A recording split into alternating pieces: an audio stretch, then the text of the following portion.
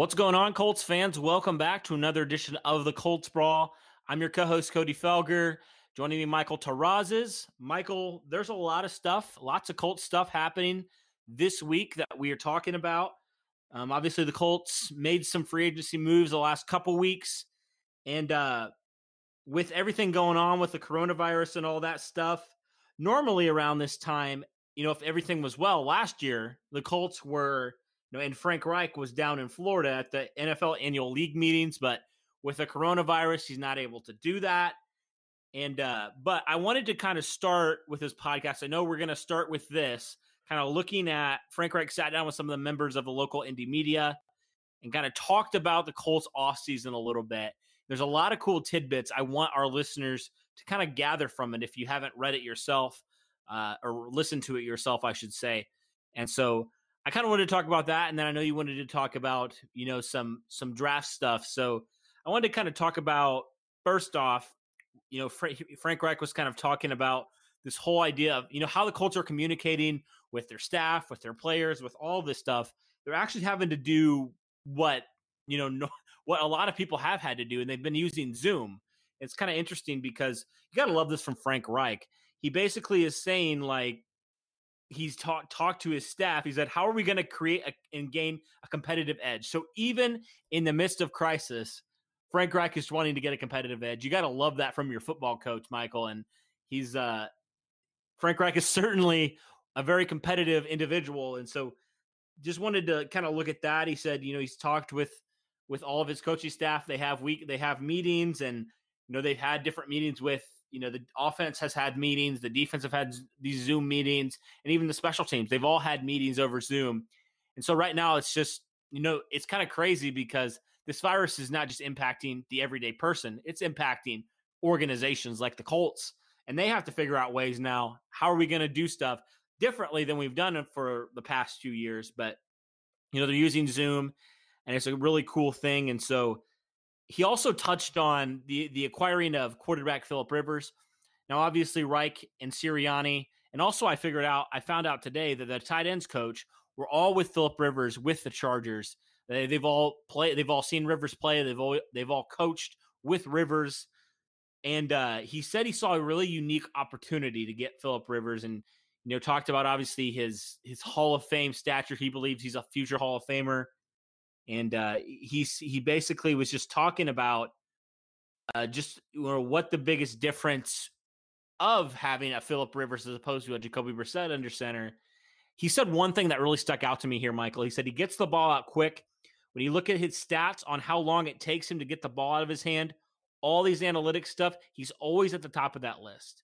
And so, that's something that the Colts, I felt like if there was a knock last year on Jacoby Brissett, it was probably getting the ball out early and getting the ball. And also, guys running wide open, he missed a lot of those. And so it just seems like Frank Reich feels like Phillip Rivers can do a lot more for this offense in terms of, obviously he knows this system. I think Frank Reich said he knows about 80% of the plays already.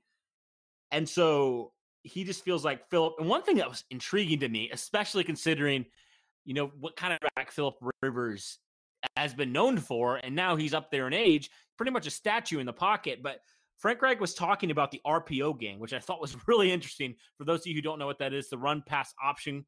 Typically you see that when you hear of the RPO game, you think of not a Deshaun Watson, you think of a Lamar Jackson more so, maybe Deshaun Watson, Lamar Jackson, you even see like Michael Vick, those type of quarterbacks where basically they have the option to run it or pass it, and they opt to run it, it seems like a lot of times. But he was talking about the RPO game. He says, obviously there is that part of the RPO game where the quarterback has that run option, but there's also a lot of the RPO game that's just quick decisions by the quarterback. Being able to throw at every arm angle because you're leaving unblocked defenders and you're leaving defensive linemen unblocked. And he feels like Phillip excels in that area, he says. He feels like he's a very elite in that area. And just wanting to get the short rhythm passing game going, he feels like that's a major strength of Phillip Rivers. I want to get your thoughts, Michael, kind of on what you think, based off of Frank Reich's comments. Do you agree kind of with what he's talking about in terms of Phillip Rivers with this offense? And do you think it's a good fit as far as, what the Colts are wanting to do on offense. Well, yeah, I agree with Frank Reich, because if you look back at Philadelphia when they won the Super Bowl, Carson Wentz went down and Nick Foles had to come up. You remember that Doug Peterson and Frank Reich had to coach, had to get accumulated with Nick Foles' game. And remember, in that Super Bowl, he got the ball out quick a lot. And look, it paid dividends for them in that system. So in this system, when you talk about Jacoby Brissett, his biggest error is not getting rid of the ball fast enough or getting the ball out of his hands at all. With Phillip Rivers, I agree, man, with Frank Reich, because in this system, you have got to get the ball out quick. You have got to get the ball out. And though these quick passes, these screens that the Colts like to do, quick slants, all that stuff, it works. It works. And I think Frank Reich kind of, I don't know about anyone else, but it kind of eased my mind when it comes to Phillip Rivers, because now I feel like, Phillip Rivers, he kind of gets this. It's already been said that he knows about 80 to 85% of the offense. Frank Reich said they've just made a couple of tweaks, a couple of adjustments to it. And, with Phillip Rivers, it's going to be about, the decision making in this system. That's what it's going to be about. It's not going to be about anything else. It's not going to be about any of that. It's going to be about the decision making. I think Phillip Rivers can excel in this system. I think he can excel in it. And like you said, it's all about gaining, a competitive edge. In this one, Phillip Rivers had to go to the Colts because this is the system he knows. He knows Frank Reich. So to gain a competitive edge, you already upgrade at the quarterback position. And to, piggyback off what you said about, this coronavirus stuff and this technology stuff, man, Frank Reich is urging coaches to get creative with technology. And like you said, I love it. I love that he's trying to be competitive all the time. That's just one of the things about Chris Ballard and Frank Reich that I love the most. They're not backing down. They're always looking to get better, whether if it's themselves or their own team. And that's one of the things I love about just the Colts in general. Phillip Rivers is going to do, I think, good things for the Colts in 2020. I think that he is an upgrade. It was said that, Frank Reich did touch on it, that Jacoby Brissett was not happy. Frank Reich did call him before the signing was made official, and Jacoby Brissett was not happy with it. He wasn't. That's expected. The competitor that Jacoby Brissett is. I wrote an article about, can Jacoby Brissett come back? Can he compete at a high level and win the starting job? I wrote about it, and the competitive part, I really want to see that element of Jacoby Brissett. I want to see how he attacks it, how he's attacking it right now. We've already basically given Phillip Rivers the starting job. What is Jacoby Brissett doing right now? What's he going to do when training camp comes, when preseason games come? What's going to go on? Right now, it's all crazy, man. It's all crazy. But I think we're in store for a pretty good quarterback battle. Like I said, I'm starting to like this Phillip Rivers signing more and more. I know I was, previously before free agency started, I talked about Phillip Rivers, probably not a good fit for the Colts, but hearing Frank Reich talk about it, studying more and more about it, I'm more so on the good side of this signing. Yeah. Yeah, one more thing. You touched on the one thing about Jacoby Brissett, which I think is interesting. I mean, you just don't see a side of Jacoby Brissett that's, super competitive. I guess he's such a laid-back, chilled guy, at least from the interviews that you've seen. When you hear about that, it's kind of just like, whoa, even though you're probably like, it makes sense, like, that he's upset, you just don't see that side. He's such a calm and collected guy most of the time. And so just was kind of, at first I was like, whoa, okay.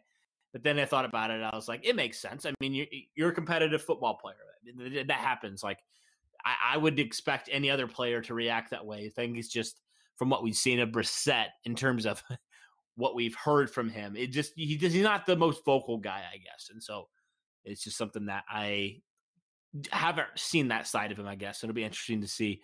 Does that bring out more of a competitive side in Jacoby Brissett in the 2020 season? Oh, another thing that, Frank Reich was talking about, was asked about, was the 20 interceptions that Philip Rivers threw. Now we've mentioned on this podcast, obviously that's not good, but there are a lot of factors of that. And Frank Reich kind of talked about that as well, basically saying, we know, that's unacceptable. Obviously that's unacceptable. He said, we understand, we've watched film, we've seen the stats, all this stuff. And he said, but he also talked about, you got to factor in some things as well. And this is kind of the debate that people have had, when the Colts were potentially mocked to take Jordan Love. You kind of look at it from that perspective of like, why did these interceptions happen all the time? You know what I mean? Jordan Love, I feel like he has more people who defend him as opposed to Philip Rivers, but you look at it and it's just like he thinks that maybe it was just like Philip Rivers is a gunslinger. We've seen it. And sometimes that happens where since he's pushing the ball down the field, there's going to be more turnovers. And also, you factor in, he didn't have his starting running back, Melvin Gordon, for the entire year almost. Bad offensive line. There's a lot of factors that go into this 20 interception season. Obviously, Rivers is the biggest reason why that happened. But there are other factors as well that contribute. So I think it's hard to just completely put it all onto Rivers. I think you have to consider some things there. What's your take kind of on the 20 interception thing? And what do you think you would tell somebody if they say, I hate this signing because Philip Rivers just turns the ball over too much? I would say look at the film, because most of those turnovers are when they're down by 2 touchdowns and it's in the fourth quarter. And that's when you need to gunsling it all over the place. It's not that they were bad throws. They were tipped balls. And some of them, they were just good plays made by the safety and corner. Like, to people who don't understand truly football, corners and safeties make good plays. It's not always the quarterback's fault. It's not. Corners and safeties, linebackers, whoever, they make good plays, great plays. Just like what Frank Reich said, 20 interceptions are unacceptable. They don't make your team better. They put you in a hole, and ultimately you lose. They're not acceptable. With Philip Rivers, I think having this offensive line, studying a little bit on Philip Rivers, man, he was always under duress, always under pressure. Like, when I watched games against Oakland, against Kansas City, against Denver, against us, he was under pressure a lot. And hell, even knowing how great Andrew Luck was when he was under pressure a lot, look at his interceptions. But people weren't dogging Andrew Luck like they do Philip Rivers. So I would say give Philip Rivers a chance. That's what I would say. Okay. In that system in LA, I think that's not too much suitable for him. But in the one in Indianapolis, that's better suited for him than the one in LA, because you get him the weapons. You already got the tight end. You got the Jack Doyle. You got the Marlon Mack. You got the offensive line. You have a T.Y. Hilton. You have a good number 4, potential number 3 wide receiver in Zach Pascal. You got to figure out what you have in Paris Campbell. You got to add more at the skill position. So right now, I think Chris Ballard is really in a position to get Philip Rivers in a position to succeed. You know that saying, anywhere, we have to put our people in position to succeed. And I think that's the position that Chris Ballard is in right now, because recent history, T.Y. Hilton has missed games. Paris Campbell missed 9 games last year. Zach Pascal proved to be durable. You lost Devin Funchess. Deion Kane is gone. And Reese Fountain, he just signed his tender. tender. So again, with the 20 interceptions, I think the offensive line will help. I think adding him weapons will help. And to be honest, as long as the Colts are in the lead, I don't think we're going to be seeing too much interceptions because a lot of people, they keep on talking about the interception when it comes to Phillip Rivers. And you got to watch the film, man. I hate people that just go to numbers for their facts. You got to watch the film. Yeah. You have to. That's why watching Right. film is so big and so huge in the NFL. If you're around these football teams, they watch film almost every day because you got to dissect the game and dissect what's going on the field. Stats don't record that. Film records that. So you could look at the stat line and see that Phillip Rivers threw 5 interceptions. Well, the film shows the receiver ran the wrong route twice. The third interception shows that the safety just made a great play. The fourth one could show that Phillip Rivers got hit in the back as he was throwing, and the ball got tipped up in the air and intercepted. That's what I'm talking about when it comes to don't exactly look to your stats as facts. Right. Yeah, that's definitely huge. And I like what you said there. Like, stats don't tell the whole story. Stats can tell you some parts of things, and stats are good. But if you're strictly looking at stats, then you definitely need to watch the film and see why certain things happen. So agree with you there. A couple of things that I want to touch on before we get kind of to your segment. First off, I guess Frank Reich in his conference was talking about some of the new additions that the Colts have. He more touched on Xavier Rhodes and also trading away for DeForest Buckner. And releasing Pierre Desir. He said it was tough to release Pierre Desir. He's the Walter Payton Man of the Year for the Colts in 2019.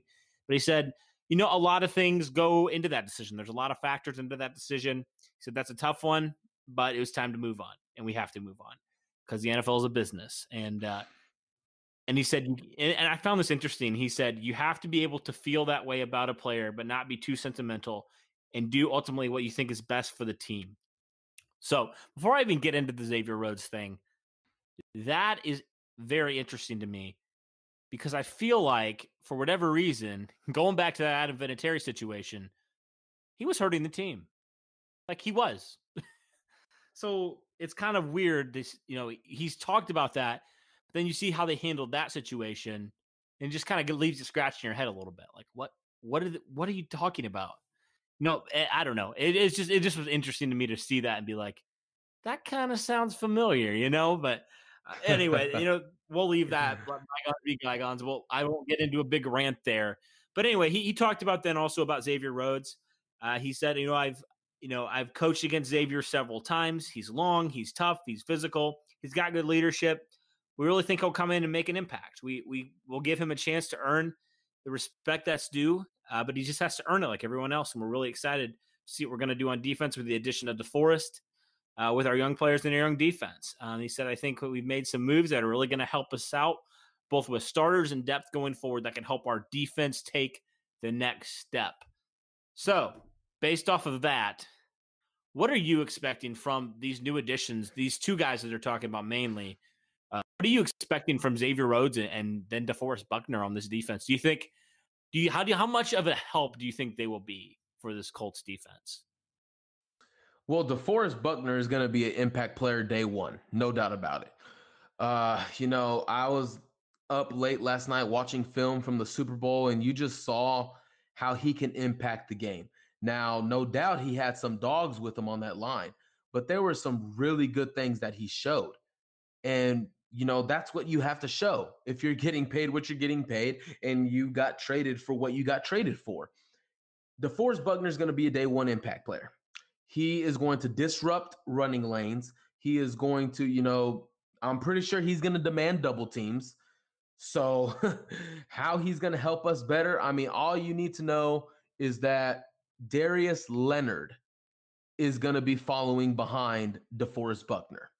That sentence alone should scare running backs everywhere, should scare quarterbacks everywhere. Just that sentence alone. Darius Leonard is going to be right behind DeForest Buckner. That's all I got to say right there. And then offensive coordinators, do what you do. With Xavier Rhodes, look, Colts Nation is torn on this. Some of them think it's a good signing. Some of them think it's a bad signing. This signing made no sense, I've seen. Look, the NFL is a weird business, but it is a business at the end of the day. We don't truly know what's behind decisions that are made, but one thing I can tell everyone is that if Chris Ballard made this decision, he had very good reasoning for it. Remember, Chris Ballard is one of the best talent evaluators in the league. That has been said on numerous occasions. Ian Rappaport has said that. Daniel Jeremiah has said that. Mike Mayock has said that. Professionals have come out and said that about Chris Ballard. With Xavier Rhodes, look, we don't know if he's going to return to his all-pro status. When it comes to corner, those years of all-pro elite status last about 2-3 years, if I'm being honest. You know, that's a short window. But can Xavier Rhodes still be serviceable to the Colts? I think so. I think he can be. I think he has a great shot at doing it. You know, with the addition of TJ Carey, you're adding more veteran leadership. You're adding more depth to the position. Now, we'll talk about that here in a little bit on whether they need to keep addressing that in the draft. But right now, I would love to think Xavier Rhodes would not exactly go back to his all-pro self, but he would really improve from where he's been the last 2 seasons, especially when it comes to his health. Now, these 2 additions are the 2 big-name additions on the defense. Sheldon Day is an underrated signing in my mind. I think he could potentially push Danico Autry for the starting nose tackle position. But I think this defense is going to be really good next year. When you look at the secondary, Malik Hooker, Kari Willis, Rocky Sin, Kenny Moore, Xavier Rhodes. You look at the linebacking group, Bobby Okereke, Anthony Walker, Darius Leonard.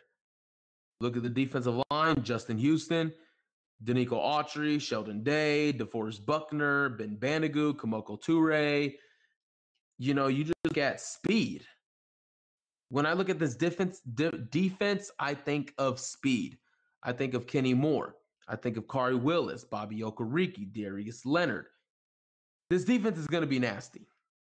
Now, to talk about what you were talking about, you know, with Adam Vinatieri and Pierre Desir, I know what kind of conversation that can turn into among most people. I'm not going to even think about putting Chris Ballard in that sentence. I'm not even going to think about putting Frank Reich in that sentence because I just think it's asinine to do that.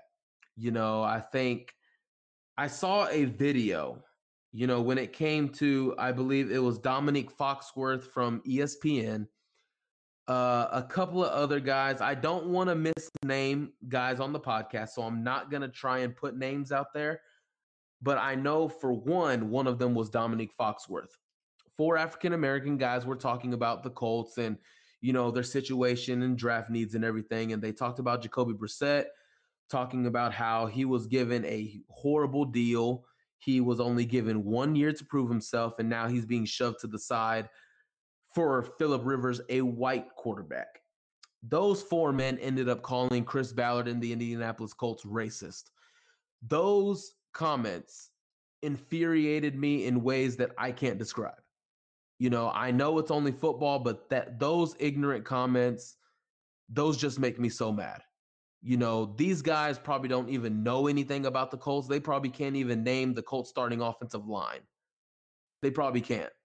And for them to go out there and say those things they said, I'm not going to go out there and say that because Jacoby Brissett, you know, he showed, some flaws, and Chris Ballard needed to address. When it comes to Pierre Desir and Adam Vinatieri, Pierre Desir does not have the name of Adam Vinatieri, but like you said, Cody, when you get on film, when you get in front of the microphone and talk about accountability, when you get on the microphone and talk about we had to make this decision because it could make the team better.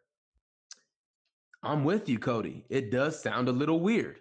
It does sound a little off because Pierre Desir, he was still under contract. Adam Vinatieri is not under contract. He's not even sure if he's going to play in 2020. I think, that's potentially a, what's the word I'm looking for? That's potentially a side of the conversation that we haven't heard from the Colts side. Adam Vinatieri is not under contract, so, we don't really have anything to do there. But Pierre Desir is under contract. So we got to move him. This was not a good 2019 season for him. And I was a little disappointed to see him go because he is a great player. He is good. I didn't think he would be much when we signed him, but he proved to be better than I thought he would be. I would, if I'm a reporter anywhere, I would think about asking that question to Frank Reich or Chris Ballard because those are one of those things where I really just want to know the answer to them. I really do. Because Adam Vinatieri lost us games. He left points on the field, and then he went to IR. Pierre Desir did everything he could to fight back and played his hardest, and he got cut. So now we're sitting here thinking, it does sound a little fishy. It does. Like we've said, NFL is a weird business. There's always weird decisions going on. But nonetheless, I would certainly hope that these moves make the Colts better. Yeah, absolutely. I'm kind of moving over. Chris Ballard keep saying Chris Ballard. Frank Reich was talking about the current wide receiver depth. And this kind of leads into yours, what you kind of want to talk about with the draft. And so he was talking about basically saying, Frank Reich is such a guy I've noticed. He's so loyal. He has formed such great relationships with his guys. He's so loyal. He feels like he go out there and win games no matter who's his starting guys. He just loves his guys that much. But, he's just talking about how he's on one hand, I feel like I'm very excited for a receiving core. And he kind of touched on some of those guys we already mentioned. But he says, he goes back to, this is the NFL. We're always trying to make the team better or make the team better. We're looking hard at every position, what that looks like. There's always a combination of addressing what you need, but also who's the best player when available in the draft. But certainly receiver is a position we are looking hard at. And I know you wanted to talk about the NFL draft and you wanted to talk about some of those skilled positions. So the floor is yours, man. I'll let you take it away with your segment here on some of the prospects. So go for it. All right. Well, it is April now. It is draft time. We're about 3 weeks away from the big day, the Super Bowl for Chris Ballard. And when I look at the skill position, man, we all want to say Zach Pascal, Paris Campbell, T.Y. Hilton. Those are some great players. But you need dynamic playmakers, man. T.Y. Hilton, he's probably going to sign one more contract and he's done. He's even come out and said that. Paris Campbell, he was injury riddled last year. Do you want to side with that? Do you want to bank on him? I don't think you do. Not saying that he won't be a good player, but just to be smart, you want to add more. Zach Pascal, man, he's just a warrior, man. I love me some Zach Pascal. I love how he's fought his way into the NFL, onto this 53-man roster. I love it. When I'm looking at this draft, I have come on Twitter and said that a couple of guys I don't think fit with the Colts. Well, your mind changes sometimes when you do more digging on prospects. I've studied the guys of Henry Ruggs, CeeDee Lamb, Jerry Jeudy. Obviously, those guys will not be going to the Colts unless they were to happen to trade up to number 11 or so. When I look at the guys that are going to be there at number 34, at 44, potentially number 75, and later in the draft, 3 names come to mind when I think of the Colts. I think of Jalen Reagor. Okay. When you look at Jalen Reagor, 5'11", he plays bigger than his height. He can jump with the best of them. Yes, there's some drop issues. I watched it for 3 years at TCU. There's some there. They kind of came up more in 2019. A do-it-all kind of player, electric speed. And remember, one of the scouts for Indianapolis, the guy who talked highly of Paris Campbell, he said, I'm a sucker for a guy with afterburners like that. That's one. The next one is probably a Colts favorite, Chase Claypool. You know, he was probably thought of to be a 6th, 5th round pick. Well, he's turned himself into a 2nd round, 3rd round pick with that great 40 at the combine. You know, being that big of a man, being compared to Calvin Johnson, Megatron, that's already a great comparison. I think he does fit with the Colts and what they're trying to do, potentially with a future quarterback or with Philip Rivers in 2020. You got a guy who's a good route runner, who it will be a big red zone threat, who has great hands, strong hands. I think he fits the Colts. I definitely think he does. You know, the combine did surprise me a little bit. It did. I think he has potential to turn himself into a great player. Because remember, Michael Thomas, you know, he was thought of to be a good player. I believe he was a 2nd round pick, and he's a top 3 wide receiver in the league. Maybe that could become Chase Claypool.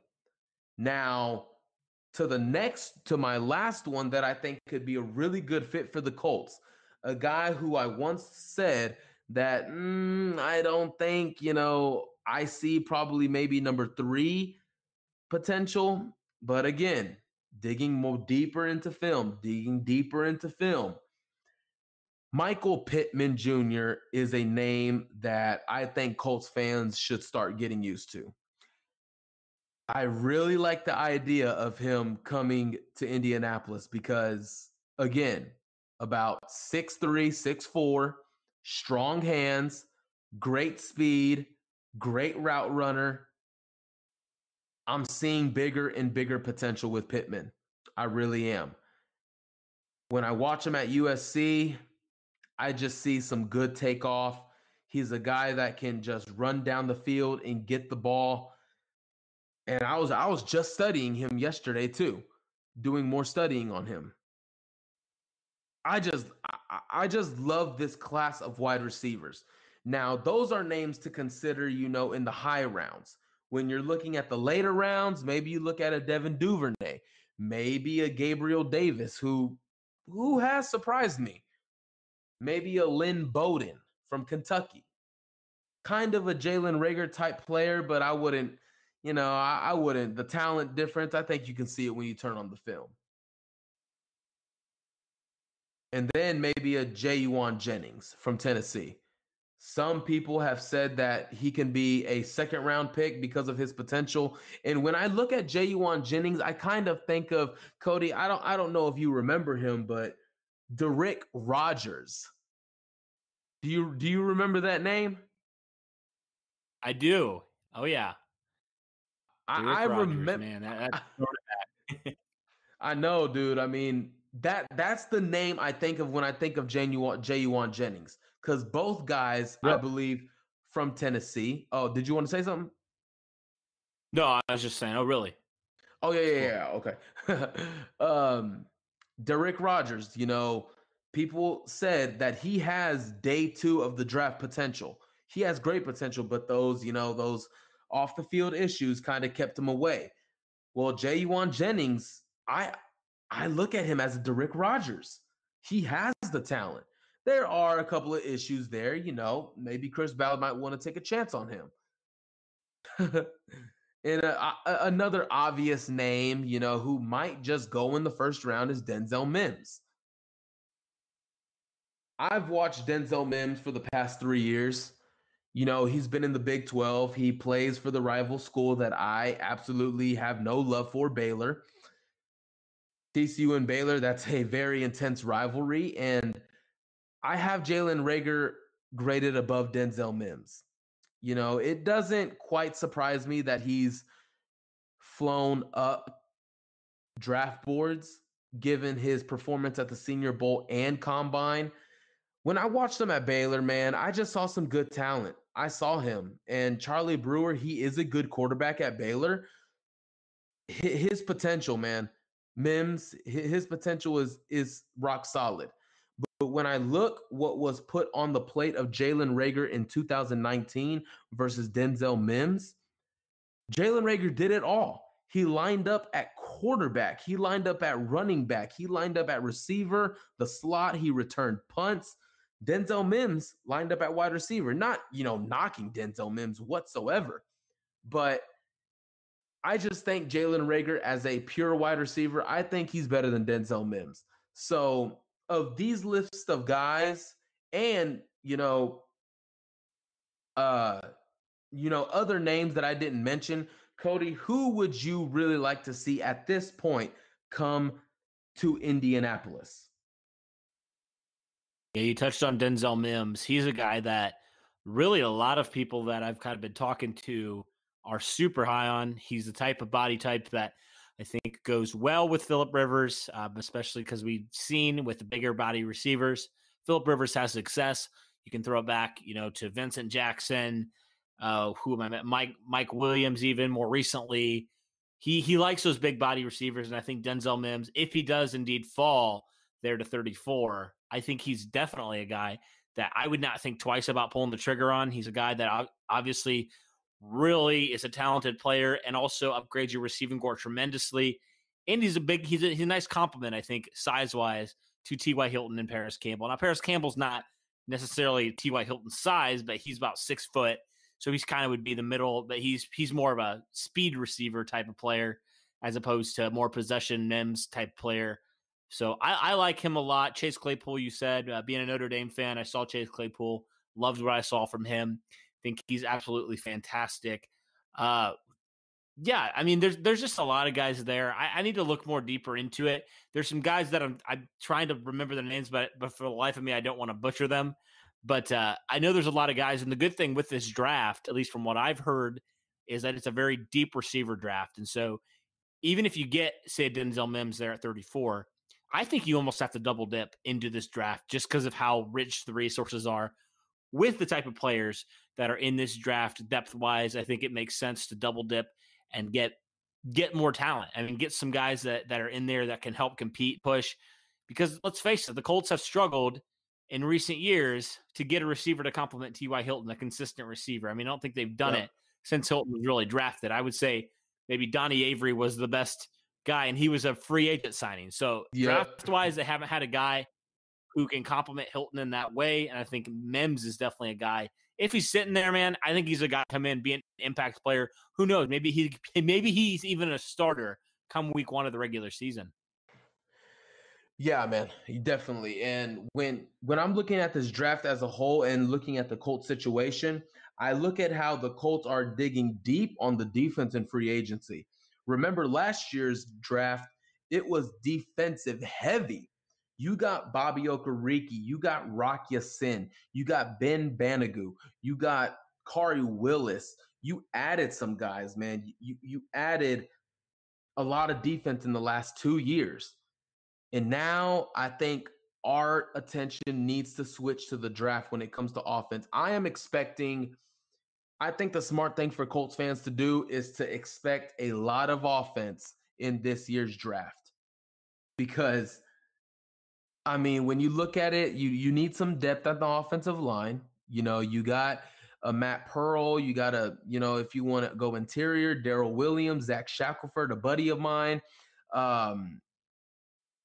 You got Ezra Cleveland, a tackle, maybe a Josh Jones.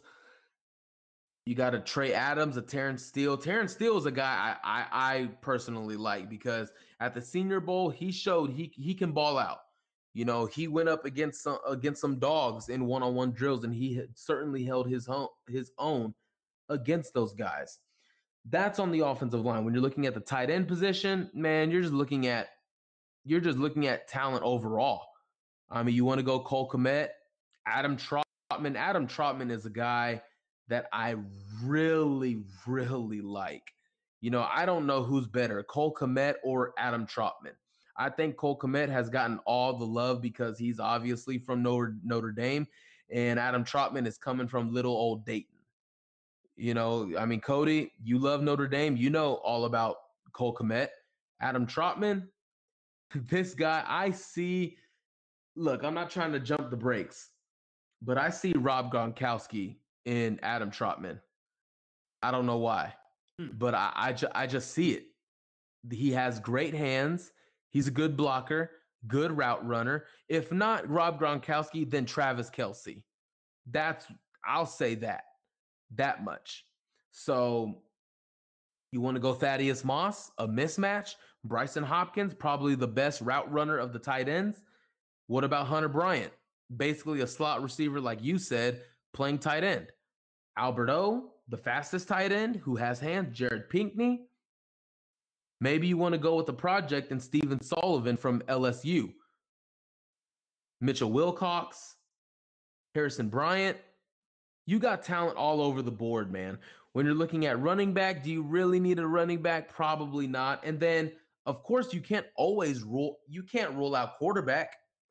Jordan Love, you know, I did like the idea of him slipping to number 34, but there's been some noise about Bill Belichick being real fond of Jordan Love, potentially taking him there at number 25. Now you look at maybe Jacob Eason. You know, maybe the Saints are looking at a quarterback because, you know, Drew Brees, he's not getting any younger. Jacob Eason versus Jalen Hurts, I think, is going to be a conversation coming in the next 3 weeks. You know, I even had a discussion about this with a follower on Twitter, and he liked Hurts more than Eason. I like Eason more than Hurts because even though Hurts has done good things in the Senior Bowl, in the Combine, you got to look at game film. You have to. Jacob Eason was not asked to throw the ball all over the field. But when he did, he showed out. The arm strength is there. The accuracy is there. The potential is there. When you look at Jalen Hurts, he played for probably the best offensive mind in football today in Lincoln Riley. The two previous quarterbacks were Heisman winners. Baker Mayfield, he's up there. When you talk about the greatest college quarterbacks ever, his name is up there. Oklahoma throws the ball all over the field. Jalen Hurts' stats, they're going to be inflated. When I look at Jalen Hurts, I see when it's time to put the game away, I see some bad decisions. Turning the football over, especially when I watched TCU in Oklahoma. Oklahoma had TCU reeling, and here comes Jalen Hurts, tucking the football down way too much. I do not like how much Jalen Hurts decides to run the football. Not protecting the football. I believe he had about 3 fumbles in that game and lost 2 of them. It's just not a good recipe when you're wanting to run so much. And I really like Jacob Eason. I really do. When you're looking at other quarterbacks, Anthony Gordon, James Morgan, Steven Montez, a guy that I've studied lately, who I really like. The footwork, I mean, it needs work, but when he gets out of the pocket, he has a talented arm. And he's a good pocket passer. I think he throws off his back foot a lot too much, but the arm strength and accuracy is there. So when you're looking at the quarterbacks, Cody, where do you think, you never know how draft night is going to be, but of the quarterbacks I just named, who would you rather go with in what situation in what round? Yeah. And so I think the signing of Philip Rivers really changed my thinking on this. But originally, I would have said quarterback round 1, round 2. Absolutely, no doubt. You can't change my mind. But with the signing of Philip Rivers and the move that the Colts have made, to me, I think you go mid-round quarterback. I think you go third, fourth round type of quarterback, maybe even fifth round. So somebody probably within there. Again, it depends really where the dominoes fall, and obviously if the Colts feel like, if one of those early quarterbacks that was projected to go early starts dropping for some reason, and you sit there and the Colts have to ponder: do we want to trade up for this guy? Do we want to kind of play it out? And if one of those guys magically somehow falls to them, I think they'll take him. But saying that, I don't know. I'm just kind of, if it plays out like the way I think it's going to play out, where all those guys are off the board, I would probably be more inclined to build around Philip Rivers, give him some weapons, as opposed to finding a quarterback, with using that type of resource to find a quarterback, especially because this. I feel like outside of the two prospects, maybe two or three prospects, there's really a lot of like unknown guys with untapped potential type of thing, where it's not like there's, it's not like the 2018 draft where there's 4 or 5 quarterbacks that you think can be franchise quarterbacks coming out. Like it's more like maybe 2 or 1, and the rest of the guys are really unknown. And so with that in mind, and kind of looking ahead to even the 2021 draft, I feel like it's a better quarterback draft. I would be more inclined, if you do take a quarterback at all, probably take him in the mid to later rounds. That's just my perspective, though. Yeah, man, I'm with you. I do like the thought of a Jacob Eason at 34, but man, I just love the offensive talent in this draft. If I was Chris Ballard, I think I'm going mid rounds for quarterbacks. Steven Montez, Anthony Gordon. I really like those two quarterbacks. I put out a mock draft just for the hell of it, just for fun. And people really hated the Steven Montez pick. This is I never truly understood why people hate a Steven Montez, because I just don't get it. When I watch his film, I see some good potential. I sit there and say, what's the difference between Montez and Jordan Love? They both, I believe, have the arm for it. I believe they both have the accuracy for it. The footwork, I'd probably go Jordan Love in favor, definitely. Vision for the field, probably Jordan Love. But if you're asking Steven Montez to sit for a year, remember, like you said, Philip Rivers, he was signed under a one-year deal. So sit behind him, work with Frank Reich, and get your footwork under control, get your vision under control. Be a scout team guy. Go out there and build and build and build. And go make a name for yourself. Possibly an Anthony Gordon, who could potentially, maybe, depending on where he goes, a day one starter, maybe. If Gardner Minshew, a 6th-round pick, is a face of the franchise for Dallas, Russell Wilson, a 3rd-round pick, is a top 10, maybe top 6 quarterback in the NFL. Dak Prescott, a 4th-round pick, a franchise quarterback for the Dallas Cowboys. Come on, man. There's nothing wrong with taking a mid-round quarterback. There's not. Steven Montez, Anthony Gordon, I really like. Jalen Hurts, I think I'm just out on. So I think when you look at, another thing is the cornerback position. You don't know how well Xavier Rhodes and TJ Carey are going to work out. So I don't know how, deep you are into the draft, Cody, especially when it comes to the cornerbacks. But, man, if there's a guy by the name of Noah Iganagani, I'm not sure if you're familiar with him, but a cornerback from Auburn, a physical corner, 5'11", really strong. He's pretty good at kickoff and punt returns too. If he's sitting there at 34, I think he has the potential to be a lockdown guy. If you're sitting there at 34 and you have a choice between Noah Iganagani and, let's say, Denzel Mims, which one are you going, Cody? That's tough. I'll probably still stick with Mims because I think right now you can get by this year with the cornerback group you have. That sounds really bad when I say it like that. I think there's a lot of potential with that cornerback group. You've addressed it multiple times with Xavier Rhodes and then TJ Carey. But you look at the receiver position, they haven't even addressed it once. Like they haven't done anything in free agency. They haven't even signed one guy in free agency. They brought back Reese Fountain. I think that's about all they've done at the receiver position. So for me, I look at, both of those players, say you have both of those players graded the same exact grade. I think it's more of, depending on what Chris Ballard and company do, I think receiver is much more of a pressing need. You have a lot more unknowns, I think, with the receiver position. I know there's some unknowns with the corner position as well, but I look at the receiver position. I mean, there's not really a lot that you addressed. And I think that, especially with a Phillip Rivers who you signed to a 1-year deal, I think it makes sense, man, to just build around them. Where would you go with this pick, though? I'm curious.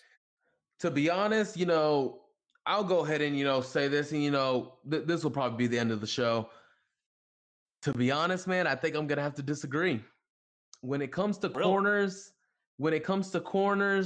and a strong secondary, especially when you look at this day and age in the game where you got Aaron Rodgers, Russell Wilson, Tom Brady, Patrick Mahomes, Lamar Jackson, everyone's throwing the ball all over the field. Everyone's shattering numbers. You have to have a secondary that can really go get it. Considering how deep this draft is, man, I think I'm going Noah Igbinoghene. Elite corners are just hard to go by, and there's going to be some gone in the first round. I think there's a difference between a Noah Igbinoghene and a Troy Pride Jr. in my mind. I think there's a big difference there because Noah Igbinoghene, he played in the SEC. He played really well against that 3 tandem in Alabama. He played really well in that game. And when you're looking at the depth in this wide receiver class, look, if you go Noah Igbinoghene at 34, you can always go maybe Chase Claypool or Michael Pittman Jr. at 44. That's never a bad thing. So I think the Colts are in a real good position to get elite talent at any position on the field. Mm-hmm. That's where I'm at with the draft, man. Yeah, I totally see where you're coming from. When you explain that a little bit, I'm kind of thinking, well, it makes sense because, you address a position of need with corner. Mentioned you already have a deep draft class. So, even if you double dip, you just, you pick a receiver maybe at 44 or something like that. That I can see your argument. I definitely see your side of it for sure. But yeah, I think that wraps up this podcast for the Colts Brawl, guys. Thanks for listening as always. Michael, anything else before we wrap this one up, man? Not much, man. Not much. Just praying everybody stay safe out there, and I just can't wait for the draft. Yeah, the draft's coming up, I believe, about 20 days from when we're drafting or when we're recording this podcast here, Friday, April 3rd. So thank you guys for listening. Make sure to follow us on Twitter, myself at CPFelger55, and then Michael, I believe it's at Underdog Sports 4, if I'm not mistaken. Yes. And make sure to follow the Colts Brawl at Colts Brawl on Twitter as well, and find us on Facebook also. And make sure to like, subscribe, leave a comment. We'd love to hear your thoughts on some of these moves, some of these prospects, for some of you draft junkies out there. But for Michael and myself, thank you guys for listening. We really appreciate the support. And can't wait for the next podcast. Thanks, guys.